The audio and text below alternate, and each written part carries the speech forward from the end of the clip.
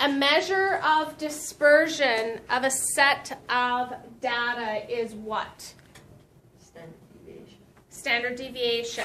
The other three are what? What are mean, median, and mode considered? That was on the very first lesson, on the very first page. So on page 199, mean, median, and mode are measures of central tendency. So central being the center of something, they're the measure of the middle. The measure of dispersion is how the data spreads itself out from the center. So if we look at the next question, it deals with this graph. The Black Widows, the Barracudas, Cheetahs, and Bumblebees are ringette teams that have returned from a hockey tournament in Red Deer. The histograms show the number of goals each team scored in the 14 games that they played. So question 2 says the histogram, which represents the data with the highest value for the mean, is what? So the highest value for the mean has to do with the highest overall data values. If I start adding these up, there's 3 at 15, 3 at 16, 5 games at 7 goals, and 3 games at 8 goals. Quite a lot of goals scored in this grouping. Whereas this one, they had 2 games with 1, 2 with 2, 2 with 3, 2 with 4, 2 with 5, 2 with 6. So if I start counting this, I've got 12, 10, 8, 6, 4, 2, and then 0. So I've got 10, 20, 30, 42 goals. Whereas with this one, I've got 24 and 35. I'm already at 59 goals. So I'm already more than that one. If I look at this one here, I've got 6 goals, 18 goals, 16 goals, and 5 goals. So again, if I start adding this up, I've got 34, 45, which is still less than my 59. And I haven't even added up the other 2 columns. And in this one, this is all 0 because there's 5 games where they scored no goals. 2 goals, 3 goals, 4 goals, 5 goals. And then 5 games where they scored 6 goals. That's 30. So I've got 30, 40, 44. The Black Widows still have scored more goals overall. So if they scored more goals overall, their average is going to be higher by default. So that would be the Black Widows. The histogram that represents the highest value for standard deviation. So standard deviation, if you remember, talks about the spread of the data. So which graph shows the greatest spread in how the data is arranged? The Bumblebees. Because I've got a whole bunch on this end and a whole bunch on this end and nothing in the middle. So it's going to cause everything to get pulled out. Where in this one, this kind of makes that bell curve. In this one, I have everything is like, it's even. The standard deviation is going to be the same. And in this one, again, I have another type of bell curve. But this one, my curve is reversed. So this will have a higher standard deviation. And numerical response number 1, the mean number of goals scored by the Cheetahs. So what I can do is I can do this one of 2 ways. I could put this into a frequency table with my calculator.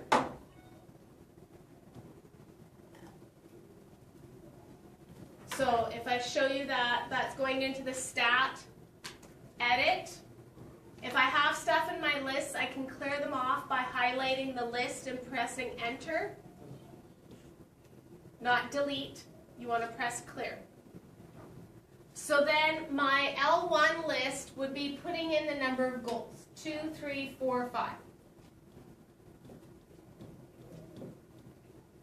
And then my L2 would be the frequency, the number of games. So I have 3, 6, 4, and 1.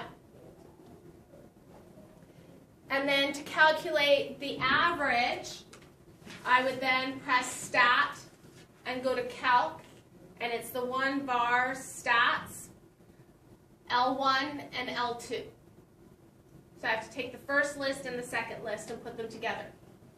And I get an average of 3.2. That's my mean. And then the numerical response number 2 says to find the standard deviation of the bumblebees. So again, I'd have to go to my stat and edit, and I'd have to change my frequency table. So this time, I clear this off, clear that one off. My L1, I'm going to have 0, and then 2, 3, 4, 5, and 6. I don't need the 1.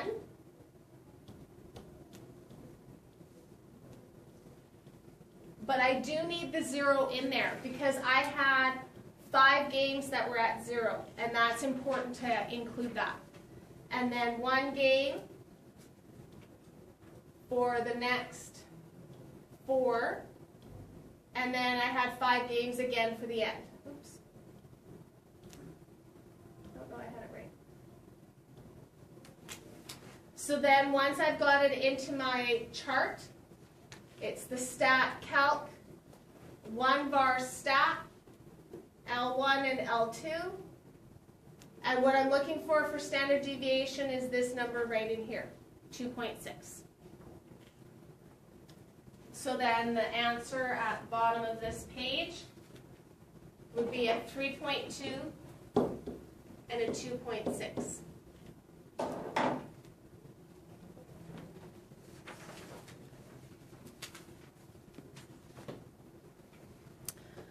Question number 4, the mean set of 40 exams is 58%.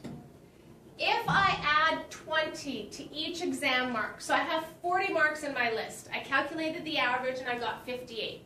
Now I take a new list, and what I do is I take each mark and I add 20%. If I add 20%, what's going to happen to the mean mark? It's going to go up by how much? 20, because I've added the same amount each time. So I'm going to take my 58 and add 20. I'll get a mean mark of 78 because I've added the same to each one. What would happen to my standard deviation in this case? Remember, standard deviation is how the data is spread. So from the old set to the new set, would my spread actually change the way that it was distributed? So in other words, the difference between the mean and some of the low marks and the mean between the high marks? If everything's going up, should it not change? It won't change. Good. So the standard deviation would actually stay the same in this case. The number of adults attending an evening art class each week is recorded below. What is the standard deviation? So you would be expected to use your calculator. Remember, I don't give you a formula to calculate standard deviation. It's expected that you use the calculator. This time, you would, oops, stat edit first. You wouldn't actually have an L2 list. I would just have the L1. I just have one set of data. So I would just put those numbers in. 25, 23, 17, 22, 26, 19, 22. And then stat calc, my 1 bar stat. Mine comes up with a list and then a frequency list. I'm not sure if it'll let me delete it.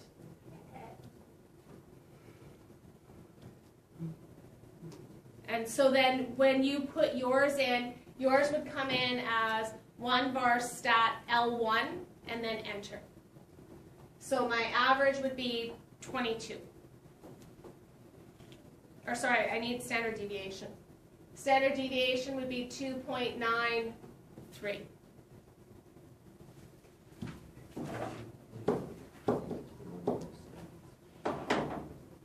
Okay. The heights of grade 1 students are normally distributed with a mean of 10 centimeters and a standard deviation of mean of 100 centimeters and a standard deviation of 10 centimeters. So Nick is a grade 1 student and his height is 0.8 standard deviations below the mean. What is his height? So when I do this, anything that talks about a normal distribution, you should be drawing a curve and then labeling the curve. What belongs in the middle of my curve? 100, it's the mean. And if Nick's height is 0.8 below the mean, then I'd have my standard deviation markers. So Nick's is 0.8, which means that his z-score would be negative 0.8. And the question is, what is his height? So I can use my z-score formula. Z-score equals x minus mu divided by the standard deviation. The z-score is at negative 0.8. My value of x is what I'm trying to calculate. My mu is 100 and standard deviation is 10. So to get x by itself, what do I get rid of first? The 100 or the 10? 10. And how do I get rid of it? Multiply both sides by 10. So now I get negative 8 equals x minus 100.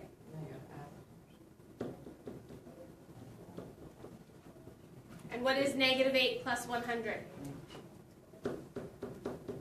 So Nick would be 92 centimeters.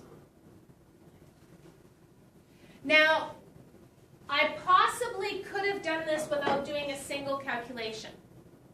If Nick's height is below the mean, I can eliminate C and D because C and D are higher than the average. And each standard deviation is 10 centimeters. So 10 centimeters would bring me to 90. He's pretty darn close to 90 already. So which is more logical, the 99.2 or the 92? The 92. So I could have used some logical reasoning in this question. The number of students whose height is less than 95 centimeters would be equal to the number of students whose height is greater than what? How much? 105. Because everything is symmetrical around your curve. So the amount of data from 100 to 95 would be the same as 100 to 105. 95 to the end would be the same as 105 to the end. So it would be equal to the number of students whose height is greater than 105 centimeters.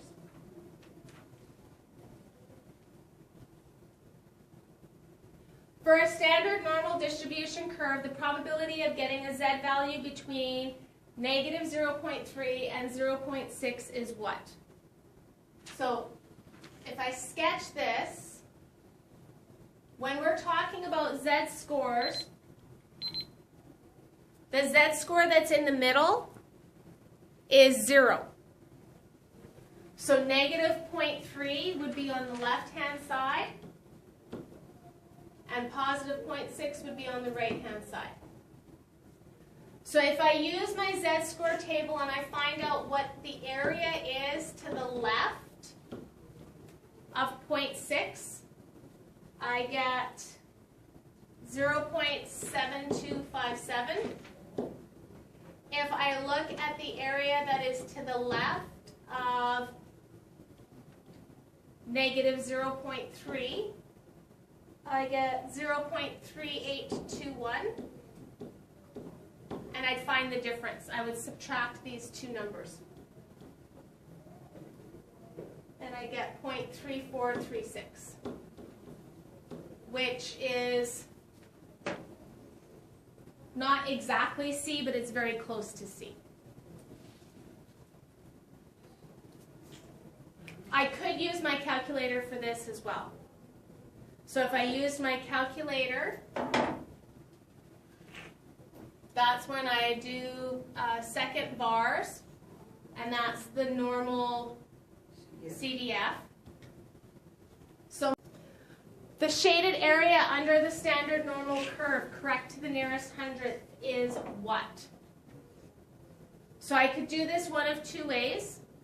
I could use the z-score table, and I could find out what the area is to the left of negative 1.19, which is 0.1170. And I could go 1 minus that amount, which would give me 0.883. So to the nearest hundredth would be 0.88.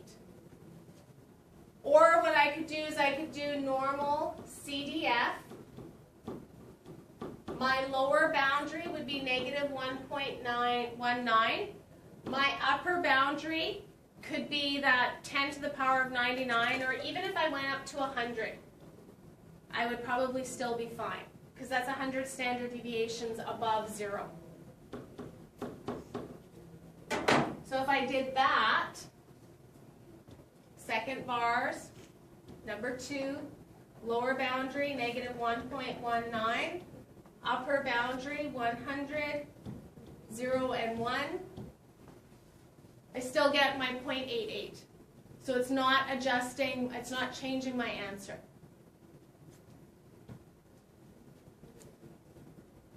A population has a normal distribution with a mean at mu and a standard deviation at sigma. The percent of the population that lies between 0 minus mu, so this would be,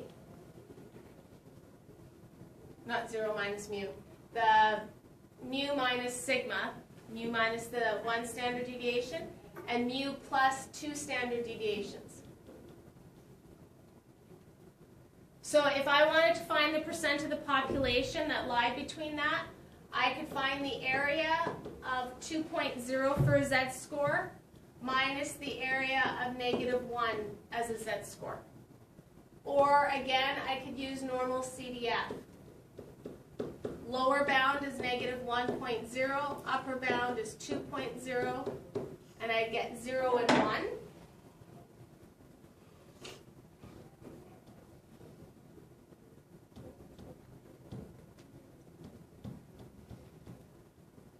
And I get 0.8183.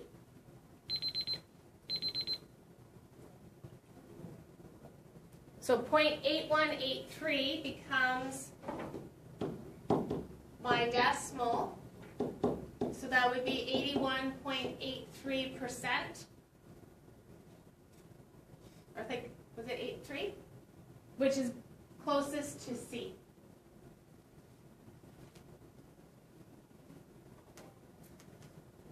Question number 9. The number of peanuts in a packet is normally distributed with a mean of 35 and a standard deviation of 4.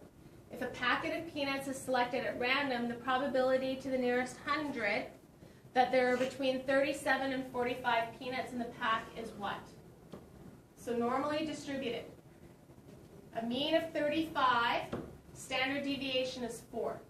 I want to know what the probability is that there will be between 37 and 45 peanuts in a bag. Is there any of these that I can eliminate before I even start?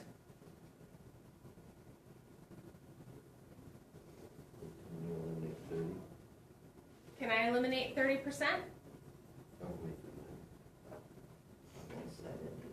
I could eliminate 70. There's no way this is 70%. Because only one side is 50. So I could also eliminate the 50 as well. So that leaves me between the 0.3 and the 0.48. Which one do you think it is? 30. 30? So how could I find that out? I could do two things. I could change these to z-scores. So I could find the z-score of 45, which is 2.5. I could find the z-score of 37, which is 0.5. And then it would be the area of 2.5 minus the area of 0.5 using the z-score tables. Or the normal CDF. The lower bound is 37, the upper bound is 45, the mean is 35, and the standard deviation is 4. And I get 0.30.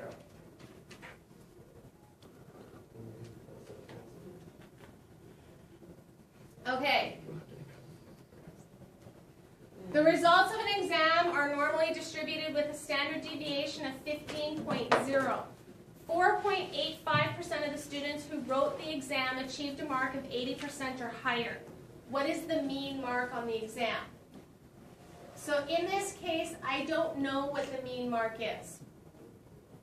What I know is that only 4.85% of the students got a mark of 80% or above. So if 80% has to be on this side, because the area that got greater than that was 4.85%, which as a decimal is 0.0485. So with this one, what I have to do is I have to find out what the Z-score is that corresponds to this. So I look up on my Z-score table, 0.0485. So 0.04 is right here. Here's 0.0485. It's negative 1.66. That sorry, I did that wrong. How do I know I did that wrong? Yeah, my Z-score can't be negative. What area should I be looking up? To the left. So if it's 0.485 to the left, to the right, it's going to be 1 minus this amount, which would be 0.9515. That's what I would look up on the Z-score table. So 0.9515. Right there. So 1.66. So my Z-score would be 1.66, and then I can use the Z-score formula. Z equals the average, or not the average, sorry, it's supposed to be X first. X minus the average divided by the standard deviation, which is 15. So I'd multiply both sides by 15, which would give me 24.9.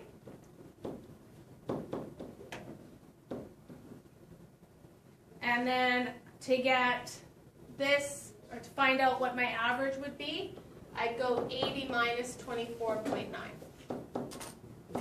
which would give me 55.1.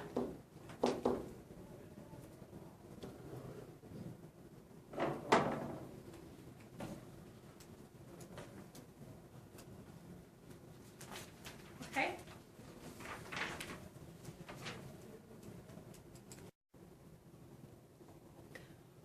Question number 11 and 12 use the following information. Lifetimes of Kettle Pro kettles are normally distributed with a mean of 38 months and a standard deviation of 8 months. So a chain of stores sells 2,800 of these kettles, and they give an 18-month warranty. How many of them could they expect to fail before the warranty expires? So if I look at my normal curve, the mean average would be 38 months, and the standard deviation is 8 months. So my warranty that I give is 18 months. What I want to know is I want to know what is the probability that a kettle is going to fail in less than the 18 months. So that's the area to the left of 18. So I can do that using Z-scores. So I could find the Z-score of 18 months, which would be 38, sorry, not 38, other way around. 18 minus 38 divided by 8, which would end up being negative 2.50. And then I can find the area to the left of negative 2.5 using my Z-score table, which would be 0.0062. 0.0062.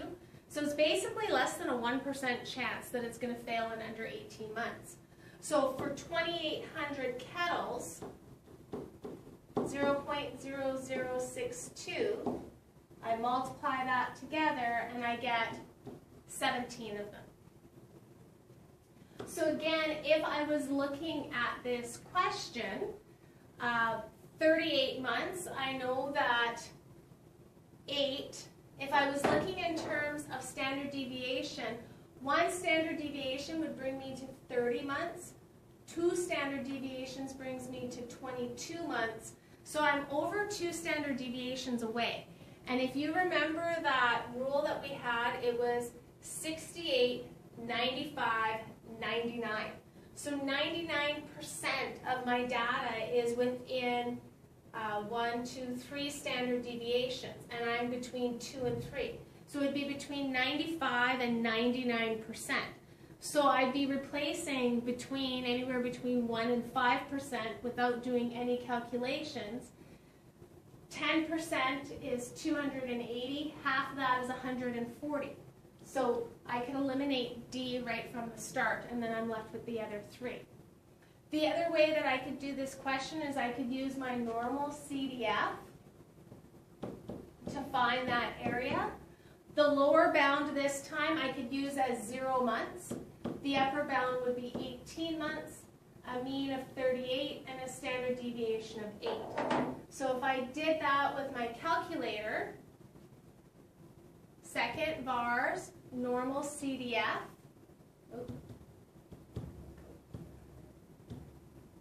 so normal CDF, lower bound of 0, upper bound of 18, mean of 38, and standard deviation of 8. And there's my 0.0062. Multiply that by 2,800, and I get 17.38, and I'd round that down. Even if this number was 17.7, I'd still round it down because I would be replacing less than.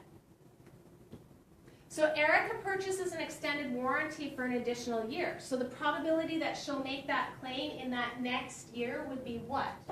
So in terms of my curve, this time my 38 is still in the middle, but instead of it being an 18-month warranty, it's now a 30-month warranty because it's an additional 12 months. So we'd be looking at this area. So again, I could do the same steps. 30 minus 38 divided by 8, which is -1. And then the area,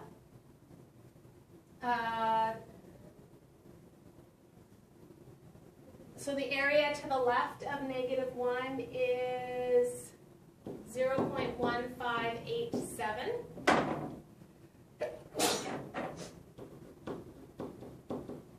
And I would have to subtract that from the area that would be to the left of the -2.50, because what I want to know is I actually want to know how many, or what is the probability that she would make a claim during that initial year. So what I'd be looking at is actually going from the 30 months to the 18 months. I'd be looking at this range. So if I subtract that from the 0.0062, I get 0.1525. So she'd have about a 0.15 or a 15% chance that she would make a claim during that additional year. In terms of my normal CDF, so I'd have normal CDF of 18 to 30, 38, and 8. So if I did that, second VARS, normal CDF, 18 months to 30 months, mean of 38 and 8. And there's my 0.15, in this case 24, but it didn't change my answer in here. And that's what I told you. If you use the calculator, your answer will stay the same as if you used the table. So if I use this information, in the sketch of the normal distribution shown, the shaded area is 0.3849. If 50% of the area is above 160, then the standard deviation is how much? So if I look at this, if I was to use my formula, my z-score formula is x minus mu divided by sigma. So I have 140 minus 160, and I have two unknowns. So can I figure out one of the unknowns? Well, considering I'm asked to find standard deviation, I should be able to find out the z-score. So if this area here represents half, then this area here would represent a half. And this area in here is the 0.3849. So if I subtract, what I get is I get what's in this area, which ends up being 0.1151. So what I can do to find the z-score for that is I can use the z-score table. So I go into the negative side and I'm looking for 0.1151. So 1151 is right here, which is negative 1.20. So that would be what my z-score would be. Because that's the z-score that corresponds to 140. The other way that I could find this is I could use inverse norm. So I could go inverse norm. The area that I'm choosing is 0.1151. And because I'm finding a z-score, my mean would be 0 and my standard deviation would be 1.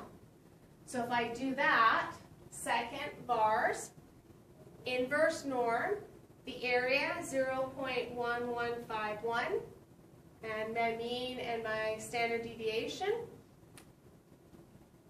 and there's my negative 1.20. It's negative 1.199. So negative 1.20, multiply both sides by sigma.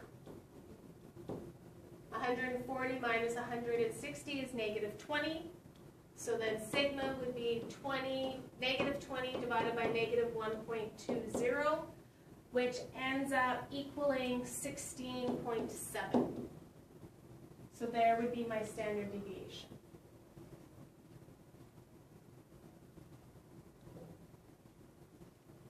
So if we look at question number 13, the speed of motorists passing a particular point on the Queen Elizabeth Highway are normally distributed with a mean of 115 kilometers per hour and a standard deviation of 14 kilometers per hour. If 64% of the motorists are driving at or above the posted speed limit, then what is the posted speed limit? So here's my curve. The mean is 115 kilometers. 64% of the motorists are driving at or above the posted speed limit. So from that, the posted speed limit has to be less than 115, because this would be 50% of the population and I need to be 64. So this ends up being my x. So if this area in here is 0.64, the area to the left would be 0.36. And that's how we would find out what my z-score is for that x value. Again, I would go to my z-score table and find 0.360, which is not an exact value. It's between negative 0.36 and negative 0.35. It's closer to 3.6 because this is 32 away and this is only 6 away. So I would be using this value right in here. So that would be negative 3.6 for my z-score equals my x value that I don't know minus my mean divided by my standard deviation, which is 14. So then I multiply by 14 on each side, which gives me negative 5.04. And then I I get is 109.96, which would be 110 kilometers per hour for X. So in looking at this question, 10 you should be able to eliminate, or sorry, D you'd be able to eliminate right from the start because the speed limit has to be less than the average. And I could probably even eliminate 90 kilometers per hour because according to my standard deviation of 14, one standard deviation brings me to 101. The next standard deviation would bring me to a lower amount, and 64% is less than one standard deviation away. Question number 14 talks about confidence intervals and levels and all of that we did in lesson 7. So a survey of Canadian teenagers determined that 58% of teenagers sent more than 40 texts on a day before the survey. The results of the survey are considered to be within plus or minus 4.3 percentage points 19 times out of 20. Which of the statements below is false? The confidence level is 95% and the margin of error is 4.3%. Well, that's actually true because this 19 times out of 20, that is my 95%. So this is true. The confidence interval is 53.7 to 62.3. Confidence interval I get from taking the average and adding and subtracting the margin of error. So 58 plus 4.3 is 62.3 and minus is 53.7. So that is also true. C. It's possible but not likely that less than 50% of the Canadian teenagers sent more than 40 texts on the day before the survey. It's possible, but because this is 95% accurate, it's not likely. It's not possible that 65% of Canadian teenagers sent more than 40 texts on the day before the on the day before the survey. This ends up being the false one. And the reason why it's false is because, again, this is 95% confident. So it's 95% confident up to 62.3%, but there is that 5% uncertainty that could be higher than the 65.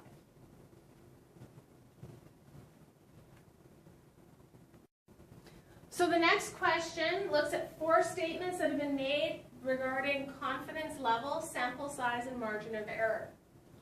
For a constant confidence level, the margin of error increases as the sample size increases. This is false. Remember what we talked about? The bigger my sample size, the less margin of error I have, because the closer I'm getting to my actual population. For a constant confidence level, the margin of error decreases as the sample size increases. This is true. The more people you ask, the less likely you are to make a mistake. For a constant sample size, the margin of error increases as the confidence level increases. This would also be true. And this goes back to lesson number 7. So in lesson number 7, this was actually on page 255. And it says, if in our sample we measured the heights of more than half of the students, our level of confidence would be very high. If we measured the heights of a quarter, they would still be high, but not as high. So again, the margin of error increases as the confidence level increases.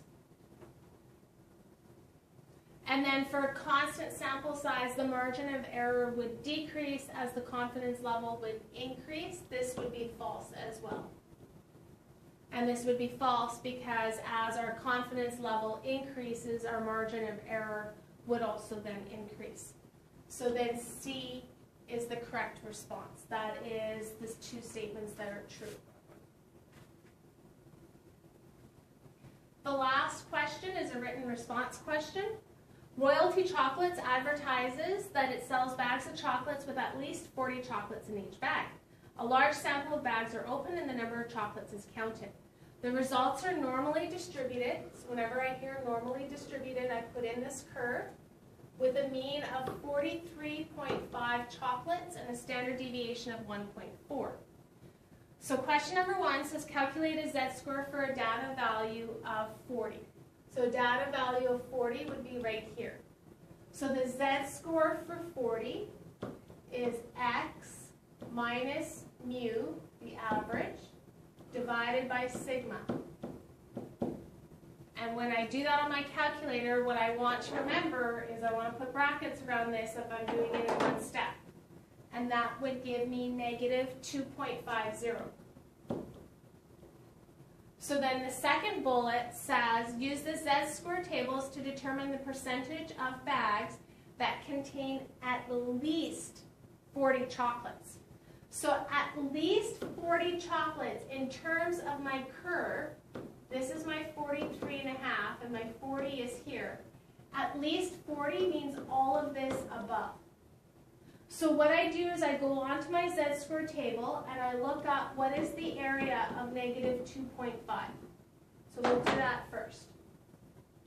The area of negative 2.50 is right here, 0.0062.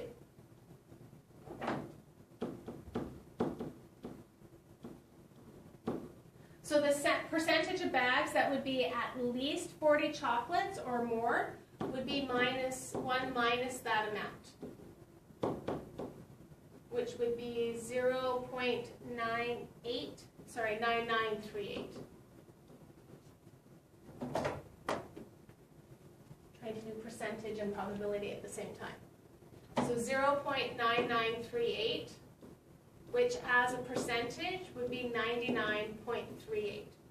So they're 99% confident, or 99% certain in most cases, that their bags of chocolates have 40 each time.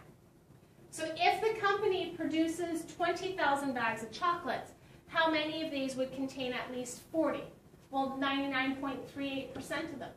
So that's 99.38% of 20,000, which would give me 19,876 bags of chocolate. So 134 bags would have less than 40 chocolates. Use the statistical features of graphing calculator to determine to the nearest hundredth the probability that a bag chosen at random would contain between 40 and 45. So the statistical features would be using the normal CDF. So normal CDF, I want to find the area from 40 to 45, given an average of 43.5 and a standard deviation of 1.4. So I put that into my calculator.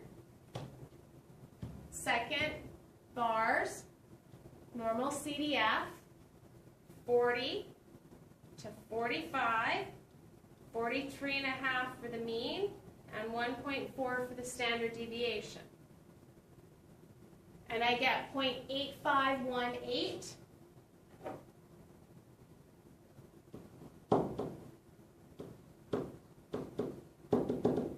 So the probability to the nearest hundredth would be 0.85. So an 85% chance that it's going to have between 40 and 45 chocolates. So it says determine an interval symmetrical about the mean for the number of chocolates in a bag within which 95% of the chocolates will lie. So 95% of the chocolates means that if 95% lies in this range, that leaves 5% for these two sides. So 2.5 for this side and 2.5 for this side.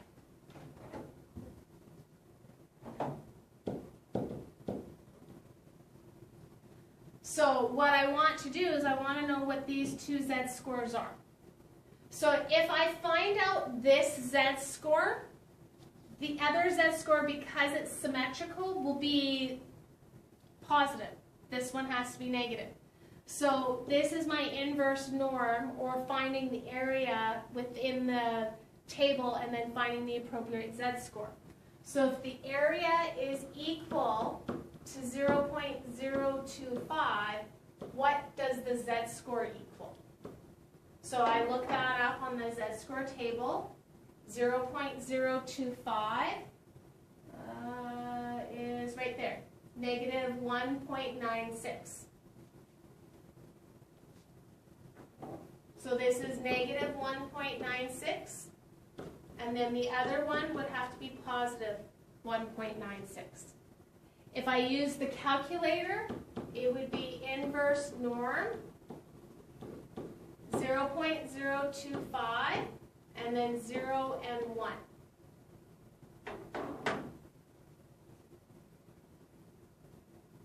And then what I would get when I did that is inverse norm 0.025, 0 and 1, and I get still the same negative 1.96. Then with that, remember I have to convert that into my values, so then I would use my z-score, or my z-score formula. So these z-scores are negative 1.96 and positive 1.96. I want to know what my x values would be. So my x values would be negative 1.96 equals x minus 43.5 over 1.4. So I'd multiply by 1.4 and I would get negative 2.744. And then I would add 43.5, which would give me 40.8. And then I would do the same thing for the positive 1.6. In this case, I would get a positive 2.744 equals x minus 43.5. Add 43.5, and this time I would get 46.2 to one decimal place. I can still use the inverse norm. This time I could go inverse norm 0.025 and then use my 43.5 instead of 0 and my 1.4. So if I did that,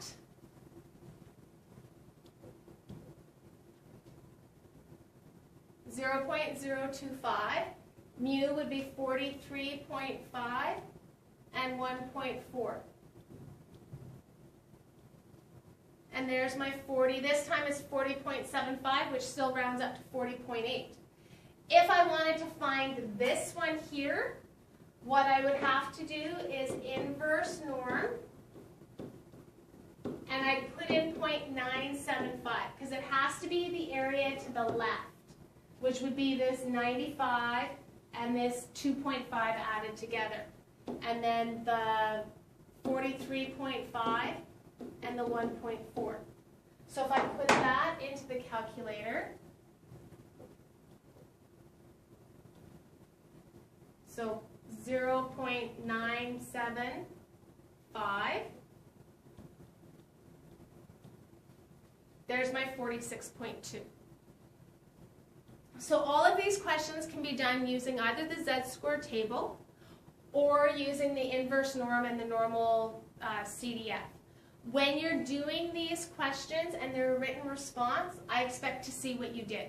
I don't want to just see the 0.85 as the answer. How did you get 0.85? Did you use a z-score table, or did you use your calculator features? So if you use the calculator features, I want to see this line in here. If you use the z-score tables and you use the formulas, I want to see that shown.